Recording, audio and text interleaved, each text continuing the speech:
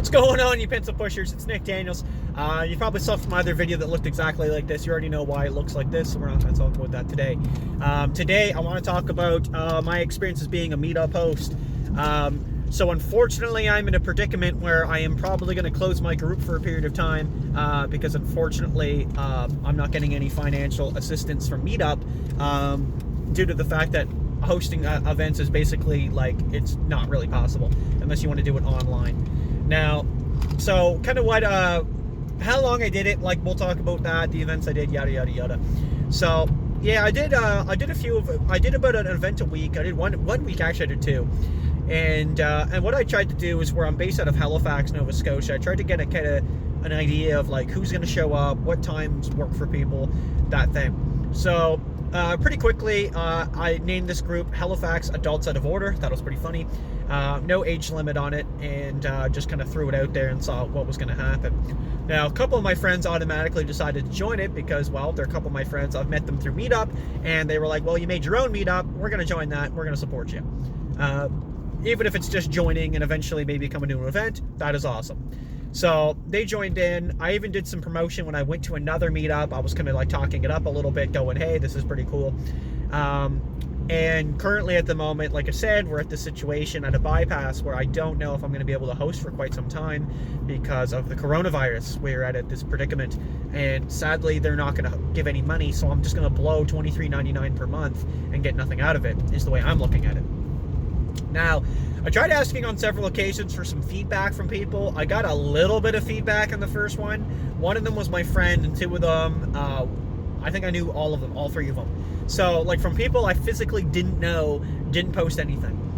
Now, I tried to make the events, like, fairly different in a sense of, like, it'd be like a weekday at this time, at this, like, this place, this venue, and then it would be like, hey, okay, we're going to do a weeknight, like a weekend night at this place, and we're going to do like a different time, and it'll be a whole different event. So it's not just going to be like chicken wing night at a different bar. It's going to be like chicken wing night, a dancing retro night is what I did. It was 80s themed, you know, like, and try to switch it up and see what happens and see who comes out. Give plenty of notice, try not giving so much notice, like 1 or 2 days before, and just see again what's going to happen. I tried something outside of the city where I'm currently located. That was a miss, of course, because most of them are probably not going to drive or have cars. And it was kind of like, you know, are people in the mood for just a beer? Do you want to get a coffee? Do you want to grab like a meal? Like, again, do you want to dance? So far, the two best events I had were the retro night, the 80s retro night, and a comedy night, so an amateur comedy night, were the two ones that actually had a fair amount of, like, people are going to go. Now, in terms of the actual number going that was on Meetup, the comedy night had the most. Now, there was also a mix-up because I typed in Yuck Yucks, and it actually came up with a different address across the street, and I corrected it about an hour before the event and made a big post going, hey, it came up with the wrong place, this is the address. And people did show up, but I'm wondering if a couple people went to the wrong one. I don't know. Now, 15 people said they were going to the comedy night, and obviously less so said they were going to the other, which was the retro. The retro had more people show up. I think it was like 1 or 2, I think, didn't actually go, who said they were going to go. And the comedy night had 4 people in total, which is absolutely ridiculous compared to the fact that 15 people said they were going. And that's kind of where I stand with it.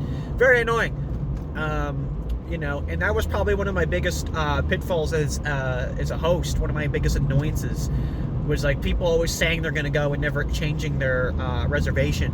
And it really annoyed me because, like, you know, you're kind of making the time, you're taking the time to do this, right? You're calling the venue, you're getting the seating arranged, you're being the awkward guy sitting there, you're paying the money, and, you know, and people don't have that respect.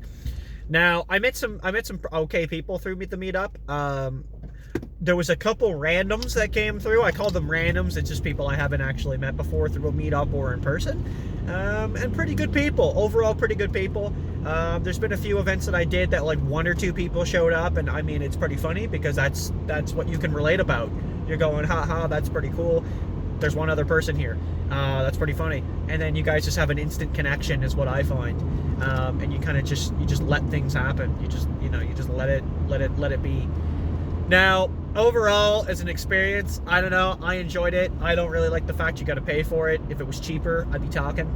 And I really hate the fact that they're doing nothing about the coronavirus. Like, there's just no compensation about that whatsoever, which probably is going to force some groups to close down, mine included. And I am going through with that decision. I enjoyed it overall.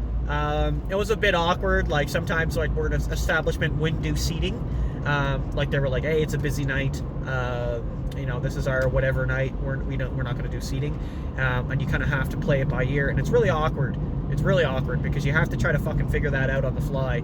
And people don't realize that work that goes into that. Like, it's one thing just to show up by yourself, which obviously I've done, and it's another thing to say, like, hey, I'm gonna call ahead. Okay, they don't have a table. I'm gonna go by myself. I'm gonna go early. I'm gonna try to get a table. Like, I actually have to do a couple things to try to get this night to be successful. So it's awkward. But overall, not bad at all. So thanks for watching, everybody. We'll see how this fucking turns out here. And I don't know. Stay safe with the old Corona.